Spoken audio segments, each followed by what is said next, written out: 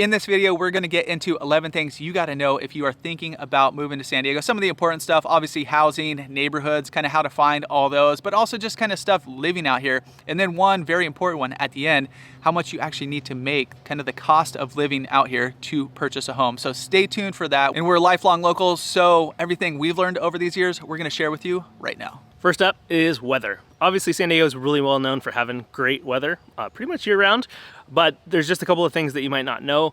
There are four main types of weather, or four zones here. You've got coastal, inland, mountains, and desert. But for the most part, all you have to do is focus on two, because that's really all we've helped folks move out here to, that coastal zone and that inland area. Coastal being Carlsbad, Del Mar, La Jolla. That coastal area tends to be a little bit more overcast. More of the year. So, and then it's also kind of got little microclimates too. We were filming in La Jolla, up kind of in the mountains. It was cloudy. You could barely see the ocean. And then we went to Bird Rock, which is still in La Jolla, and it was bright, beautiful, and sunny. So even within the coastal zone, there's going to be areas that are tend to be a little bit more sunny. But as a lot of our clients have found out, the coastal zone tends to be way more overcast throughout parts of the year. We have May gray, June gloom. There was a new one for July this year because it was kind of overcast. Don't know the name of it. But and as you go a little bit further inland, kind of in that San Marcos, Vista, Escondido area, it's going to tend to be a little bit warmer. If we do have overcast days, it will clear up quicker. And so if you're looking for heat, go out that way. And there's no real delineation line. I was kind of looking at a map to give you guys an idea of where, okay, I want to live not in the coastal zone. I want it to be sunny all the time, but just kind of eyeballing it, you know, like North County, El Camino Real is kind of a good indicator. But as you go further inland, further, you know, south or north, I think kind of like a 3-mile buffer. I live about 3 miles inland in Encinitas, and you can look at the beach a lot of times, and sometimes it's like looking above my house and it's cloudy or kind of overcast, and then inland and it's nice and beautiful. So let's just go with that 3-mile delineation. It obviously varies, but that would be a good idea so you guys know what you're getting into. Next up is beaches. Not all beaches are created equal. If you've been around, if you've been to other beaches, you've been to the East Coast, you've been to Florida, those big beaches, nice, wide open, white sand beaches. You've been to Hawaii, kind of nice, obviously different kind of volcanic rock. But here in San Diego, a lot of the beaches are smaller. Up and down the coast, we have rugged terrain, so there's a lot of bluffs, there's a lot of just kind of different nooks and crannies. So once you get to Oceanside, that's the biggest stretch where you do have that typical big beach. You have the parking lot and then just a big, you know, wide open beach. Everywhere else, mostly everywhere else going down, beaches are smaller, access is a little bit harder, and one thing about our beaches too, water is mostly colder than a lot of other places. We're not tropical. It is cold most of the year. Even right now in the summer, it's pretty darn chilly. You can get in there, but it's not like you can get in there. I can get in there with a wetsuit for sure. One thing to add to beaches, a lot of the parking is free, kind of just first come, first serve up and down the coast. But there are some lots. We definitely suggest, if you go often, getting one of the state parks passes, which gets you parking at a couple of our local beaches at Cardiff, up in Carlsbad. So that's definitely something to think about. Next up is local summer. Obviously, San Diego is a tourism destination, and there's a lot of spots that are more touristy than others. Downtown, PB, Ocean Beach, all those beaches down south are going to be, and even La Jolla, are going to be more crowded. There's a lot of hotels and stuff, so those just tend to fill up. As you go up the coast, there's a little less of that. Carlsbad, Encinitas, it's not super touristy. Carlsbad a lot more than Encinitas, yeah, for sure. For sure, yeah. And then Oceanside still has a lot of tourism too.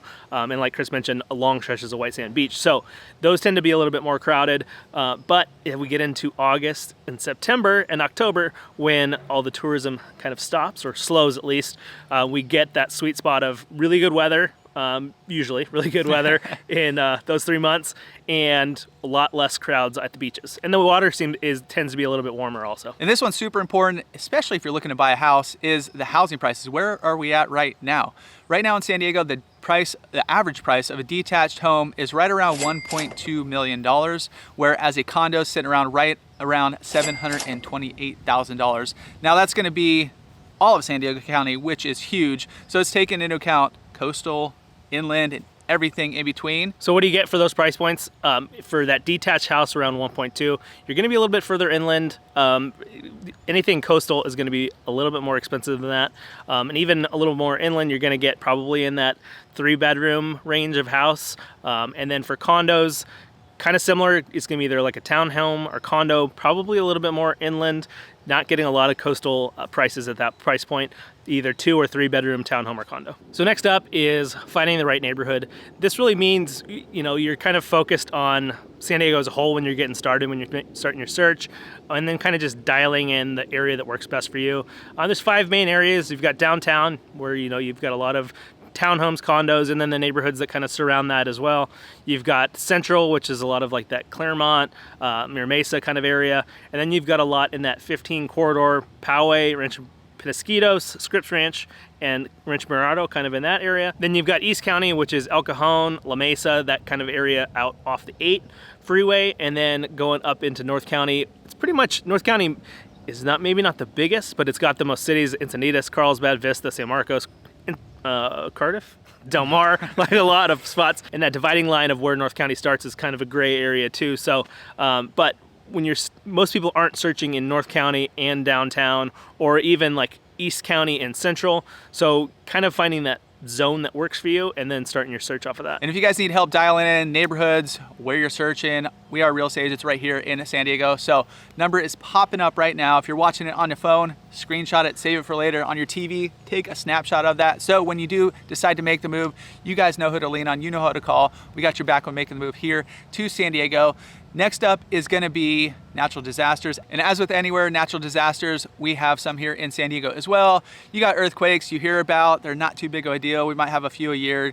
We do have potentially hurricanes now. It actually was a tropical storm that just came up through Mexico. That was like the first time in a long time. And the other one that I was gonna say not too big is flooding, but during this last one, yes, there was some flooding. We had a lot of rain this year. There was some flooding, but it's not like a main issue here. The main issue here is fires. A huge percentage of homes here in San Diego are like in fire zones, in fire areas, either severe fire zones, wild land fire zones. There's a few different zones. And so it's super important, especially recently, a few of the insurance companies have pulled out of San Diego. So as you're getting into a home and looking at areas, don't let it deter you from areas. But once you do get into escrow, start looking at that pricing, because it can be significantly more than it was even a few months ago. So fires are a real thing. There are ways to mitigate it. There's like guidelines for defensible space around your home. You could have, you know, just make sure that you're set up properly when you do get into your home. But there are a ton of different areas. When you do get into escrow, once again, you'll get something called a natural hazard disclosure, and it'll show your house,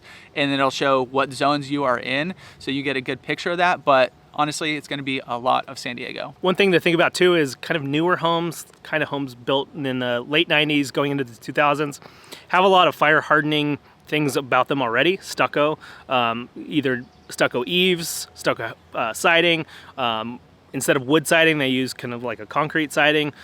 You don't see a ton of wood roofs. You see a lot more tile and concrete. So that's just something to think about too, is that those things have been required for a long time here. So that does help if there are fires in the neighborhood. Next up is driving.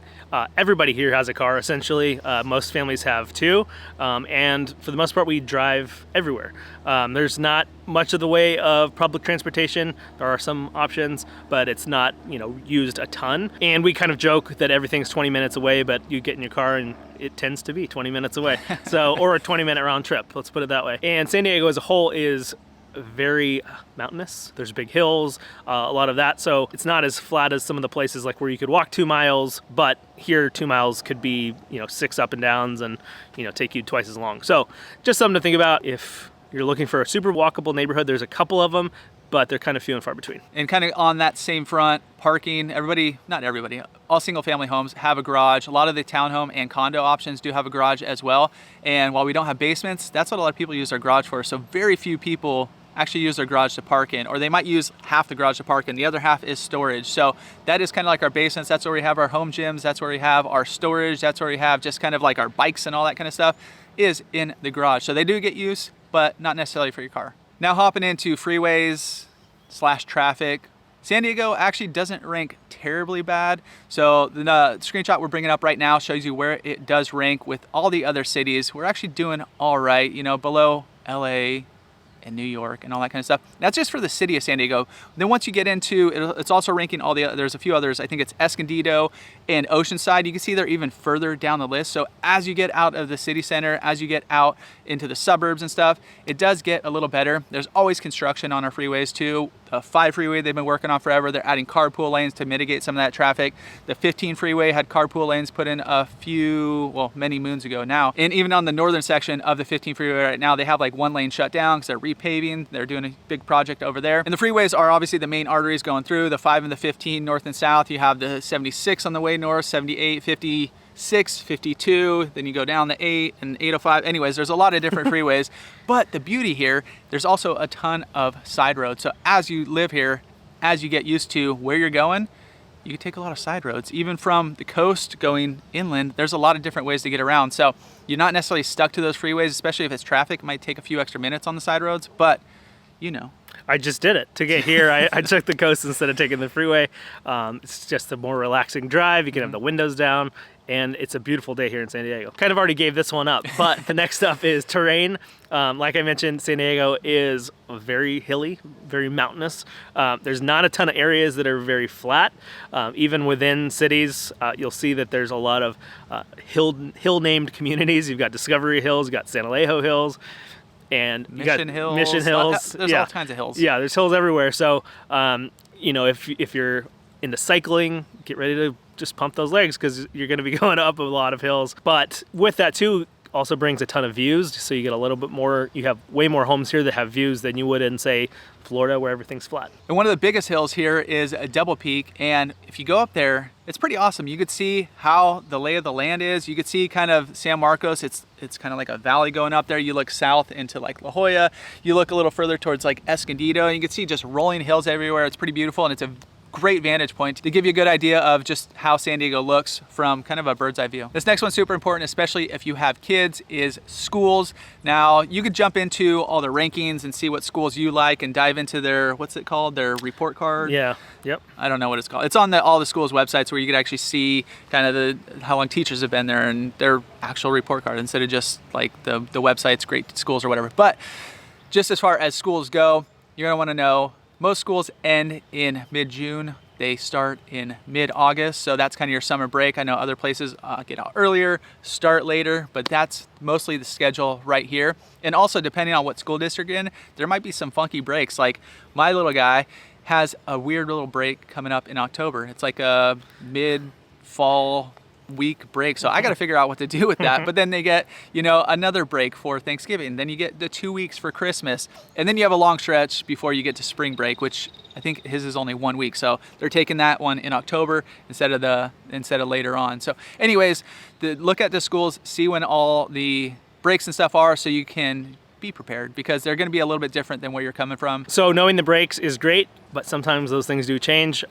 My wife's recently found out that she only has a 2-week winter break instead of a 3-week. And one thing about summer camps, we've had a bunch of people from the East Coast that move out here, and we don't really have like a sleepaway camp, as they call it.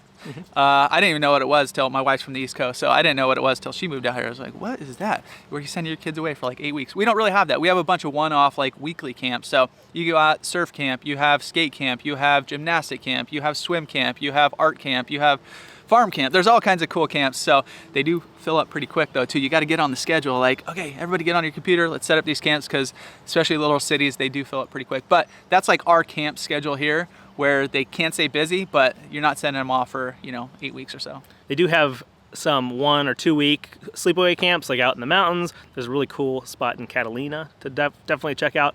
So there are a couple of camps, but they're just not those really long-term ones. Next up is cost of living. Obviously, San Diego, it's expensive to live here, but the biggest part of that is housing. So we have an article in San Diego County, a minimum annual income of $206,800 was needed to qualify for the purchase of a $911,000 median priced existing single family home in 2022, assuming a 20% down payment. The monthly payment, including taxes and insurance on a 30-year fixed rate loan, would be $5,170,000 a month. Obviously, you can see that housing is a big portion of what you'll be spending out here. We always kind of joke that it's the sunshine tax, but once you get here, you'll love it. And if you guys want to see the full cost of living, kind of what it would be, the most updated what it would be to live out here in San Diego, including those numbers, but also, schools, also food, also utilities, and everything else in between, check out the next video popping up where we dive deep and let you know exactly how much it costs to live here.